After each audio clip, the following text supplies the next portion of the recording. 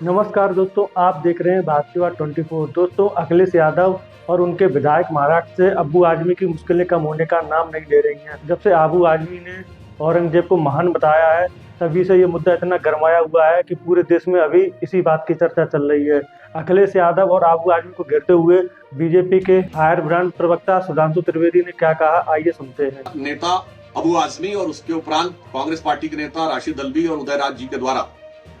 अकारण अवांछित रूप से इतिहास के सबसे क्रूर और अत्याचारी शासकों में से एक औरंगजेब का महिमा मंडन संपूर्ण भारतीय समाज के लिए बहुत अपमान की बात है। और ये कांग्रेस पार्टी और इंडी गठबंधन की पुरानी फितरत है। इससे पूर्व भी इनके राज्यसभा सांसद इमरान प्रतापगढ़ी औरंगजेब की कब्र पे जाकर फातिया पढ़ चुके हैं। इससे बात बहुत साफ हो गई है कि यह अपने इरेडिकेशन ऑफ सनातन धर्म अर्थात हिंदू धर्म के समूल नाश के अभियान में किसी भी सीमा और किसी भी निम्नता तक जाने को तैयार है। इन बयानों से एक बात और साफ हो गई, जो बुलाने पर भी अयोध्या में श्री राम लला को प्रणाम करने नहीं गए, जो 66 करोड़ लोगों के स्नान करने के बाद भी प्रयाग के महाकुंभ में स्नान करने नहीं गए, वही आज भारत के ही नहीं दुनिया के इतिहास के सबसे क्रूर और अत्याचारी शासक औरंगजेब का गुणगान करने लगे। यह दर्शाता है कि यह भारतीय संस्कृति भारतीय परंपरा से कितनी नफरत और हिकारत की। मैं इंडी गठबंधन के लोगों से पूछना चाहता हूं कि आज 21वीं सदी में जब दुनिया आगे बढ़ने जा रही है, हम न्यूक्लियर एनर्जी मिशन के साथ 5G रोल आउट और AI की बातें कर रहे हैं, तो उस समय मध्य युग के इस क्रूर अत्याचारी शासक जिसने अपने परिवार के साथ भी इतनी निर्दयता का व्यवहार किया कि 3 सगे भाइयों की हत्या की, अपने बाप को जेल में रखा, उसका महिमा मंडन करके आप क्या हासिल करना चाहते हैं? मैं इंडी गठबंधन के लोगों से पूछना चाहता हूं, सिर्फ 3 पॉइंट सामने रखना चाहता हूं। जिस औरंगजेब के बारे में उसके शाही फरमानों का डिटेल लिखा हुआ है, मसीरे आलमगीरी, ट्रांसलेशन बाय यदुनाथ सरकार, पेज नंबर 80 से 100 के बीच में पढ़िए कि 6 अप्रैल 1669 को उसने आदेश किया कैसे भारत के इन मंदिरों को तोड़ दिया जाए, और फिर 2 सितंबर 69 को उसके आदेश का पालन किए तो ऑर्डर अवेलेबल है। उसके बाद 1670 में किस ढंग से मूर्तियों को तोड़कर कहां किया जाए, फिर किस ढंग से उसने उदयपुर में मूर्तियों को तोड़ना, सारा विस्तार अवेलेबल है। ऐसे शासक का महिमा मंडन आज के समय में जो, और उससे अधिक दुख की बात यह है कि इस प्रकार का महिमा मंडन करके आप छत्रपति शिवाजी महाराज की परंपरा और छत्रपति संभाजी महाराज के बलिदान का इतना क्रूरतापूर्ण मजाक उड़ाने का प्रयास नहीं कर रहे हैं, जिनके लिए छत्रपति शिवाजी महाराज के राजकवि भूषण ने औरंगजेब के अत्याचार से दुखी होकर लिखा था कि कुंभकर्ण असुर अवतारी औरंगजेब काशी और प्रयाग में दुहाई फेरी रब की,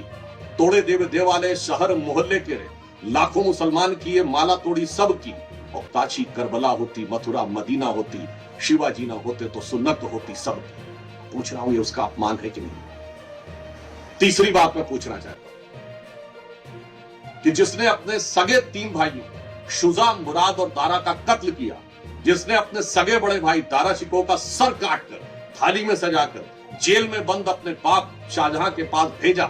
जिसने अपने बाप को जेल में बूंद बूंद पानी के लिए तरसाया। मैं तीसरा पॉइंट कोट कर रहा हूं और मैं जवाब चाहता हूं इंडी गठबंधन वालों से कि जब शाहजहां को पानी एक्स्ट्रा देने से मना कर दिया था औरंगजेब ने, तो दुखी होकर शाहजहां ने फारसी में एक शेर लिखा था, ए पिसर तू अजम मुसलमानी, ए पितरे जिंदा आप तरसानी, अर्थात तू अजम मुसलमान है जो जिंदा बाप को पानी के लिए तरसा रहा है। आफरीन बाप हिंदुआन सदबार, ए देहिंद पिदरा मुर्दवान दायम आग, अर्थात तू जिंदा बाप को पानी के लिए तरसा रहा, तुझसे अच्छे तो ये काफिर हिंदू हैं जो पितृपक्ष में अपने मरे हुए पूर्वजों को भी पानी देते हैं। जिसके बाप ने उसके लिए लिखा, जिसके भाइयों के साथ ये हुआ, जिसने अपनी प्रजा के साथ ये किया, जिसने देश के साथ ये किया, अगर इसके बाद भी कोई इन लोगों को महिमा मंडन करना चाहता है, जिसने सिख गुरुओं के ऊपर क्या क्या अत्याचार नहीं किए, उन मुगलों का महिमा मंडन, जिन्होंने राणा प्रताप महाराणा प्रताप के साथ साथ राजा सूरजमल जाट के साथ क्या क्या नहीं किया, उसका महिमा मंडन यदि 21वीं सदी में कोई करना चाहता है और उसे लगता है कि चंद कट्टरपंथी वोटों की सियासत का बाजार उससे गर्म हो जाएगा, तो मुझे लगता है कि उसके वोट बैंक का या दीवानापन सनकीपन नहीं बल्कि पागलपन की तरफ जाना। यह मैं बात बड़े दुख और कष्ट के साथ कह रहा हूं कि मुगलों को महान बनाने की गला काट प्रतिस्पर्धा में ये तथाकथित सेकुलर दल एक से बड़ा दूसरे से बड़ा अपने को मुगलों का बड़ा हाकिम बताने के लिए, यानी अपने को दूसरे से बड़ा मुगले आजम बनाने के लिए यह पगले आजम बनने की तरफ जा रहे हैं। दोस्तों, जब से एसपी विधायक ने ये बात कही है तब से बीजेपी ने ये मुद्दा झट से लपक लिया है और लगातार समाजवादी पार्टी को यही बोलकर घेर रही है कि हिंदू विरोधी और सनातन विरोधी पार्टी है। दोस्तों, इस पे आपकी क्या राय है वीडियो में कमेंट बॉक्स करके जरूर बताएं। धन्यवाद, नमस्ते।